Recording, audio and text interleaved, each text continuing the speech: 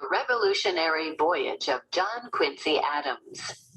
Dangerous Crossing by Stephen Kretsky. Illustrated by Greg Harlan.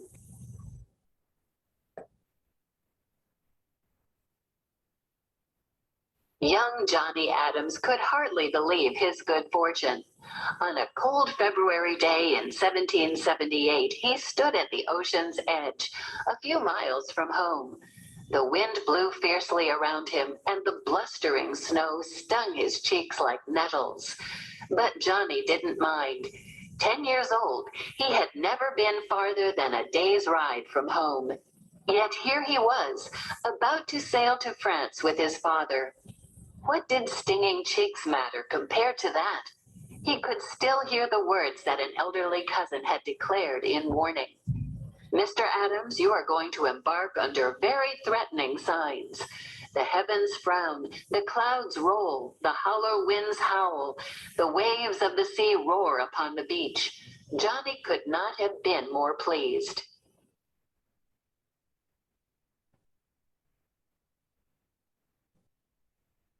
Soon the barge arrived to fetch them to the ship waiting offshore. Although they were leaving Massachusetts in a hurry and in secret, they were not going unprepared. Their baggage included 2 fat sheep, 2 hogs, 1 barrel of apples, 5 bushels of corn, some chocolate, sugar, eggs, paper, quills, ink, a double mattress, a comforter, and a pillow. There was room for it all, and soon father and son were settled in some dry hay, bobbing up and down like corks in a bottle. It was dangerous to cross the ocean in midwinter, but time was pressing. The war with England, now almost 3 years old, was not going well. The rebel army had barely limped into their winter quarters. Many colonial soldiers lacked muskets and powder. They were also short of clothes, blankets, and shoes. The new Americans desperately needed the support of other countries, especially France, England's greatest rival. Other representatives were in Paris already, but their progress was uncertain. It was hoped that the calm and thoughtful John Adams could do more. Captain Samuel Tucker welcomed Johnny and his father aboard just before dusk.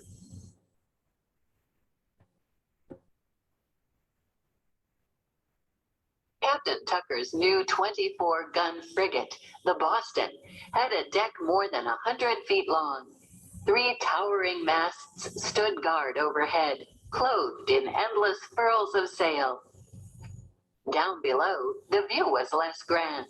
The passageways were cramped, and everywhere was a terrible smell of sea and sailors mingled together.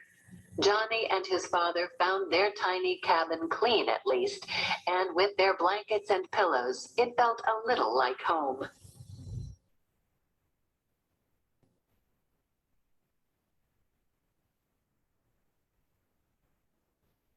Once the Boston put out to sea, Johnny noticed a change. The waves looked bigger.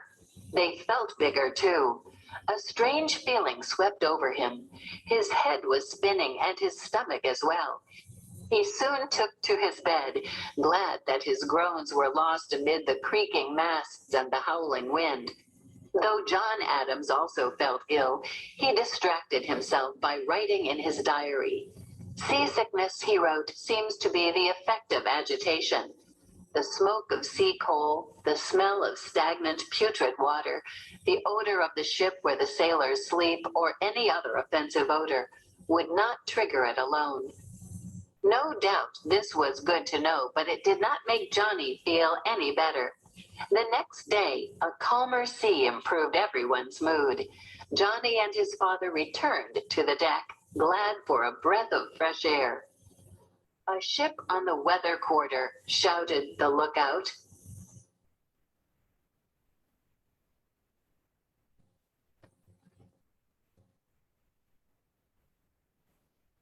Captain Tucker turned his glass upon the distant speck.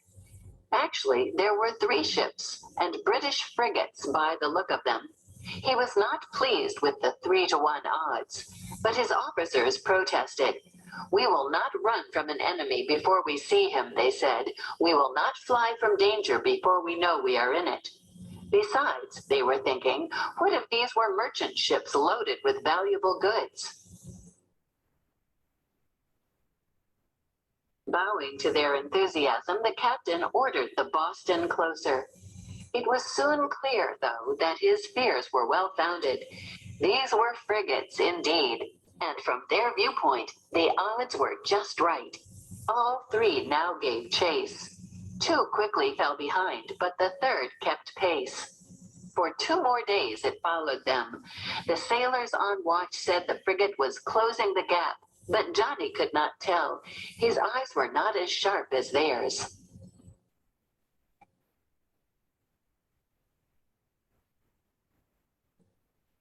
"Our powder and balls were placed by the guns," his father noted in his diary, "and everything ready to begin the action." Almost 3 years earlier, Johnny and his mother had stood on high ground, watching the Battle of Bunker Hill 8 miles away. But that had been almost make-believe, little more than flashes of light and distant cries. Here, he would be right in the thick of things. Cannons would fire and swords flash. One of the ships would be boarded. The 2 crews would grapple with knives and pistols and anything else that came to hand. An officer interrupted Johnny's thoughts. He and his father should take shelter below. As if the frigate wasn't trouble enough, a storm was coming.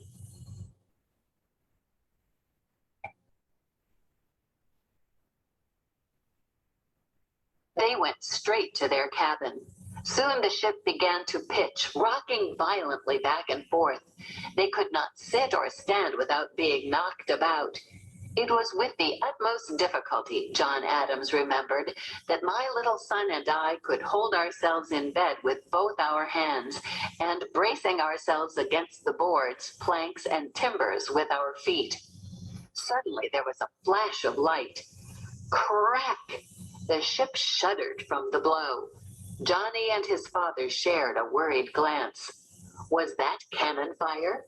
Had the British frigate overtaken them? Would the firing continue until they surrendered, or would the Boston fight until it sank beneath the waves? In truth, there were no cannons at work. "The ship has been struck by lightning," an officer told them. The main mast was shattered, and 4 crew members were hurt.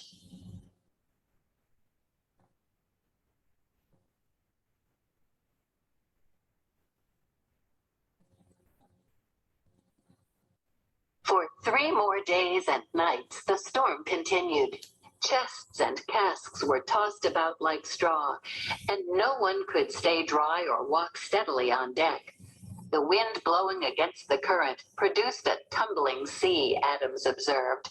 Vast mountains of water breaking on the ship threatened to bury us all at once in the deep. Through it all, Johnny was proud that his father stayed calm. He was a practical man, and there was nothing to gain by making a fuss. Finally, the skies cleared, but the pale sunlight fell on a broken ship. Sails were ripped, masts splintered. Even worse, the Boston had been blown hundreds of miles off course. As the captain surveyed the damage, he had only one bit of good news. At least the British frigate was gone. As the sailors began making repairs, Johnny took some French lessons from the ship's doctor and learned the names of the sails. "I am most satisfied with myself," Johnny had once told his father, "when I have applied part of my time to some useful employment."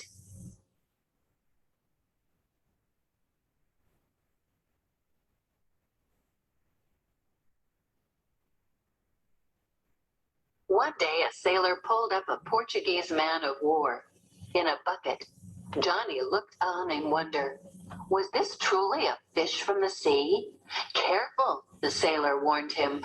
"One touch of its twisted cords would sting like 100 bees." Johnny's father and the captain often spoke together of their mission and the conduct of the ship. Even from a distance, Johnny recognized realized his father's impatience. He spoke of a ship at sea as a kind of prison. He was especially tired of the view. We see nothing but sky, clouds, and sea, he noted, and then seas, clouds, and sky.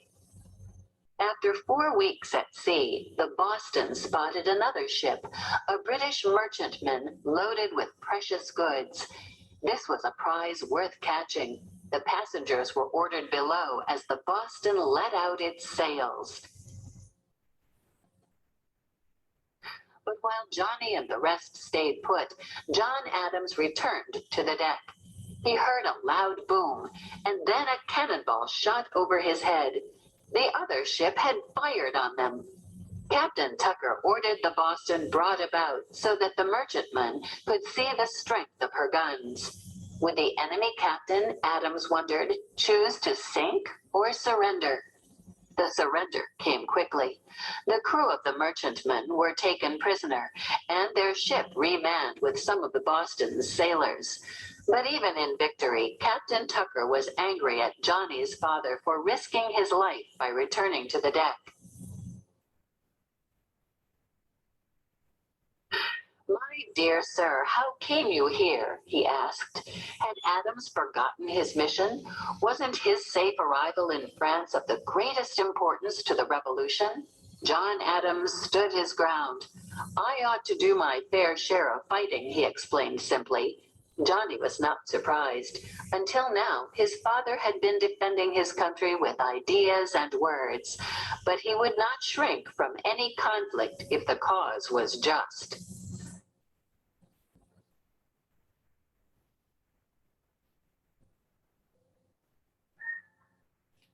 On March 24th, the Boston saw the coast of Europe at last, and soon they reached their port in France. The pleasure resulting from the sight of land, cattle, houses, etc., after so long and dangerous a voyage is very great, John Adams observed. He and Johnny had survived storms and seasickness, boredom and battles. They had seen firsthand that war was not all glory and games. They had seen men die and tested their own courage as well. But the real adventure still lay ahead. Americans would need much help to achieve their freedom, and Johnny and his father were glad to be a part of it.